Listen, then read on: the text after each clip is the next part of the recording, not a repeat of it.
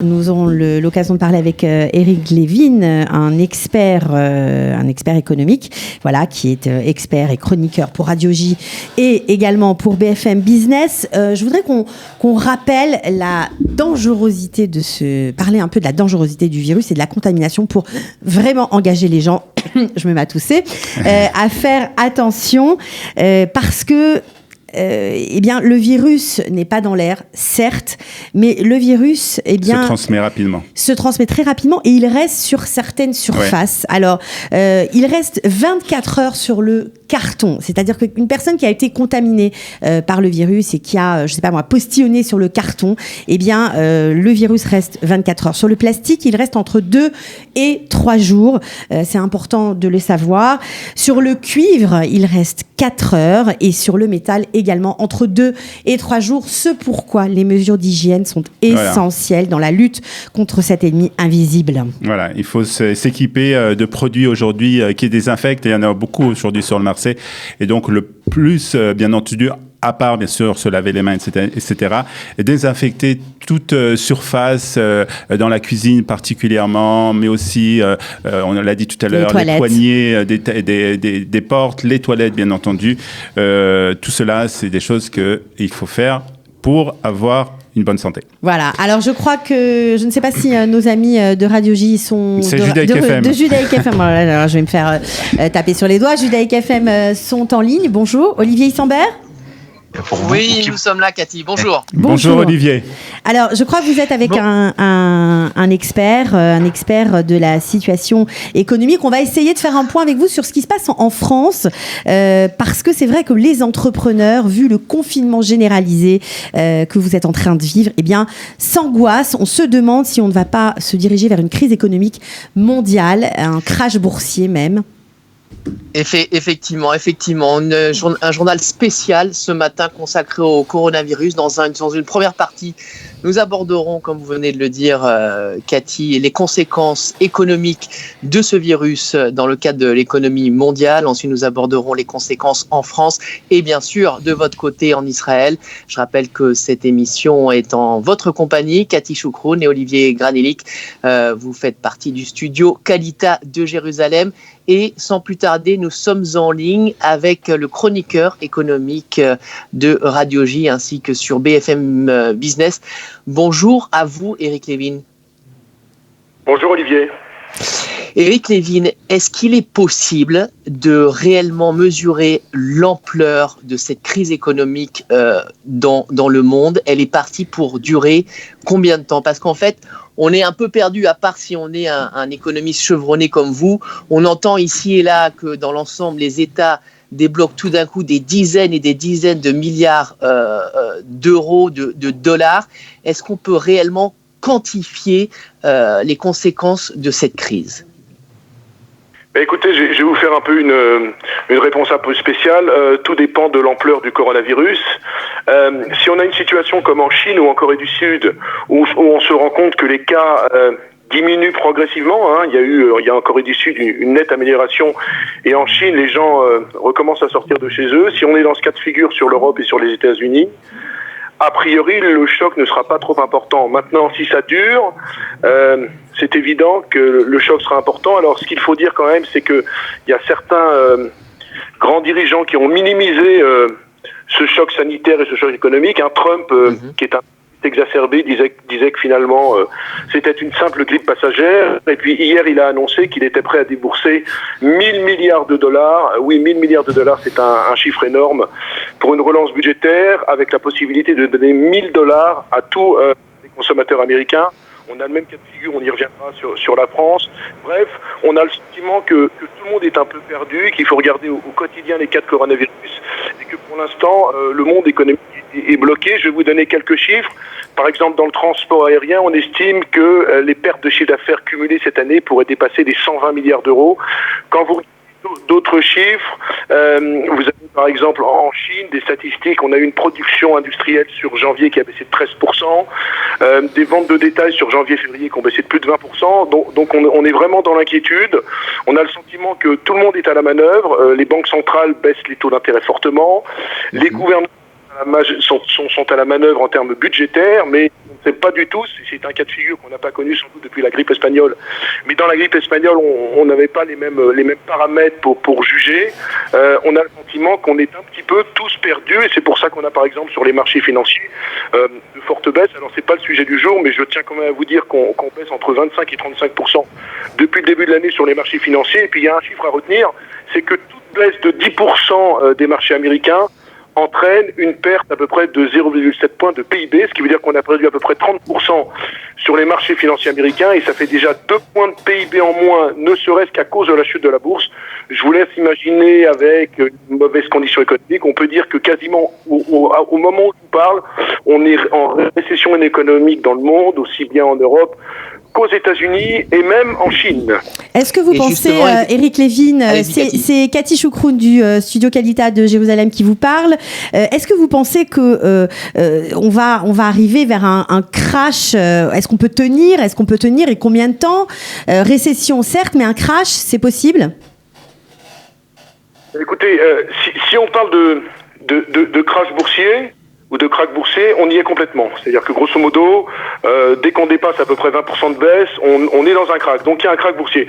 Le krach économique, le fait que les autorités économiques sont à la manœuvre, on parlera du cas de la France, montre qu'elles ont saisi la dimension du problème. Et donc, on n'aura pas de faillite en chaîne pour le moment, on n'aura pas de grosses problématiques parce que les banques centrales sont gorgées de liquidités, sont à la manœuvre, les États vont faire exploser leur déficit budgétaire, vont faire exploser leurs dettes, et donc on a un soutien des États, ce qui n'avait pas été le cas par exemple dans la crise de 29, alors c'était il y a bien longtemps, c'était il y a plus de 90 ans, où on avait un peu laissé jusqu'à l'arrivée de Roosevelt en 32, finalement les gens se débrouillaient, et c'est pour ça que ça avait accentué la crise. Là on n'est pas dans ce cas de figure, mais même s'il y a les États, si vous avez une économie qui ne redémarre pas, c'est problématique, c'est-à-dire que même si on a des subventions aux entreprises et que les chaînes de production sont bloquées, eh bien ces subventions aux entreprises ne servent à rien si ce n'est que de payer des salaires ou de payer des fournisseurs. Donc on a un vrai problème, c'est pas plutôt un crash, c'est qu'on a un blocage, et il faut le répéter, de l'activité économique, et ce, dans quasiment tous les secteurs. Quand vous regardez le tourisme, quand vous regardez l'aérien, quand vous voyez des boutiques fermées les unes après les autres dans le textile, dans le luxe, ben vous vous rendez compte qu'on a une activité complètement point mort avec des gens qui sont complètement confinés chez eux. Donc est-ce qu'il y a vraiment quelque chose à faire pour le moment? Bah, écoutez, je crois que les gouvernants ont pris les bonnes mesures.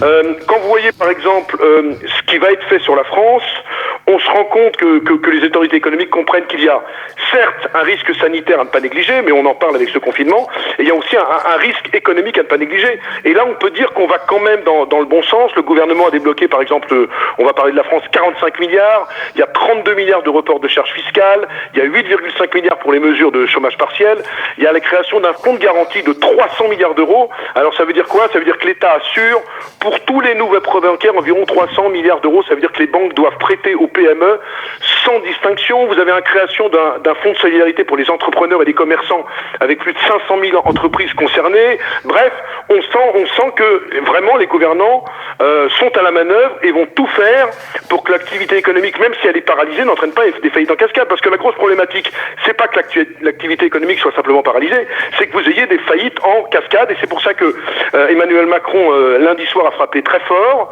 en disant que finalement, comme l'avait dit Mario Draghi en 2011 pour la Banque Centrale Européenne et pour la problématique des dettes, il fera tout son possible pour sauver complètement le système. Et ça, c'est plutôt un message rassurant. Maintenant, encore une fois, si on a des cas de coronavirus qui ne cessent d'accélérer en Europe, si on se rend compte qu'on n'est pas au pic de l'épidémie, toutes ces mesures sont intéressantes, et ça fait pas redémarrer l'activité économique. Ça permet, si vous voulez, avec des pansements, de soulager une activité qui est complètement assainie. Éric Lévin, justement, ces pansements pour stopper l'hémorragie, on parle quand même encore une fois de dizaines de milliards d'euros ici et là. Quel va être le coût à payer tôt ou tard? Et est-ce que seulement il va y avoir un coût? Parce qu'à vous écouter, vous semblez très rassurant ce matin. Bah écoutez, non, je suis pas rassurant. Je dis simplement que les mesures sont bonnes pour faire en sorte que l'appareil de production, même s'il ne fonctionne plus, qu'il n'y ait pas des faillites en chaîne. Le coût, il est énorme en termes de déficit budgétaire et de dette publique. Pour faire court, et je suis pas sûr que vos auditeurs soient des spécialistes du budget, mais grosso modo, on va avoir un déficit budgétaire qui va aller au-dessus des 4% du PIB, et la dette publique va exploser les 100% du PIB. C'est-à-dire que la problématique, c'est qu'on dépense, il n'y a pas de recette en face. Et c'est pour ça qu'on voit notamment en ce moment sur les marchés obligataires, une tension sur la dette aussi bien italienne que la dette américaine, que la dette française, parce que les investisseurs se disent que la situation est insupportable en termes de déficit. Mais les autorités n'ont pas le choix. C'est-à-dire qu'il faut qu'ils dépensent même si l'argent n'est pas en face. Et donc le gros coût à payer pour tout ça, c'est une détérioration de toutes les finances publiques dans tous les pays du monde. On va se retrouver avec des dettes à rembourser. Quand est-ce qu'on va les rembourser? Ça, on pourrait en parler des heures, mais c'est un problème. Alors, non, je dis pas que je suis optimiste. Je dis que dans le marasme le plus complet où on est, c'est-à-dire risque sanitaire, explosion du nombre de cas, krach boursier, arrêt de la production mondiale, je dis qu'on prend les bonnes mesures pour faire en sorte qu'il n'y ait pas de faillite en chaîne. Alors, justement, Éric Lévin, vous avez aussi parlé de la Chine. On sait que la Chine aussi a prêté de l'argent pour cette fameuse dette publique aux pays européens. Alors, outre le fait qu'ils soient pourvoyeurs de fonds, ils ont aussi dans leurs mains et dans leur pays, ce sont eux qui produisent pour l'Europe et pour le monde entier. Alors, ça va s'arrêter, ça aussi. On ne va pas rentrer dans l'espèce de pénurie de produits, notamment. Ça repart gentiment là. Ce qu'il faut voir, c'est qu'on a eu le confinement, on a eu 6 semaines très problématiques, mais eux, ils avaient 6 semaines à 2 mois d'avance sur nous. Exact. Donc on se rend compte que ça repart. Alors c'est trop tôt bien sûr pour avoir des chiffres probants, mais on sent que l'activité repart peu à peu.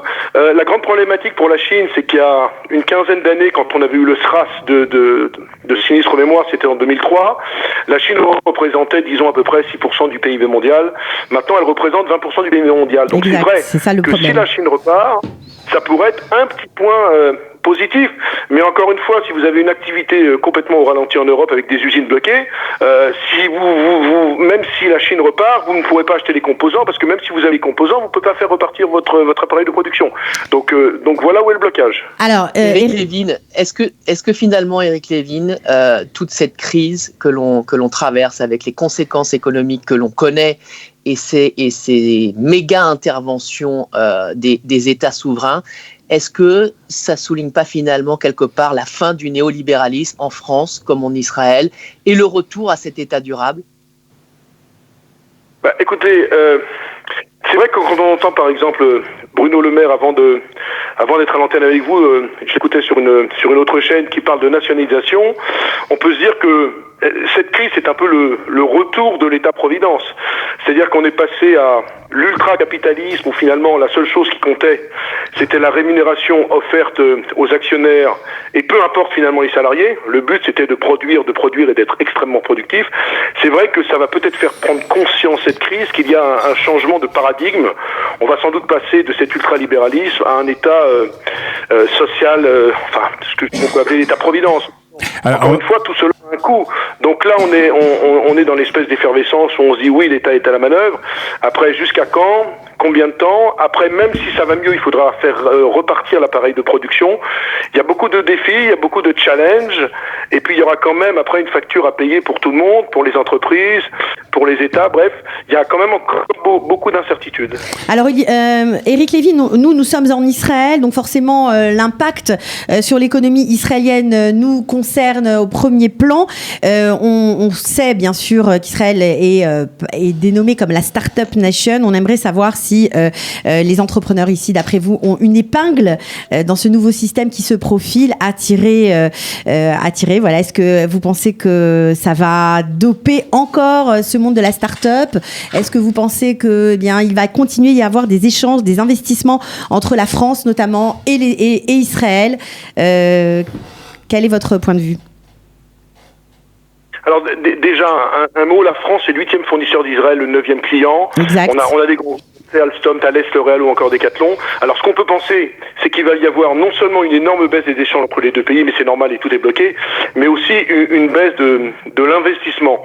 Alors ce que j'ai envie de dire sur l'économie israélienne, c'est qu'il y a un impact qui est déjà très important pour le tourisme et la restauration, mais il y a un impact également sur la high-tech, avec des licenciements d'ingénieurs à prévoir, parce qu'on est en manque de composants.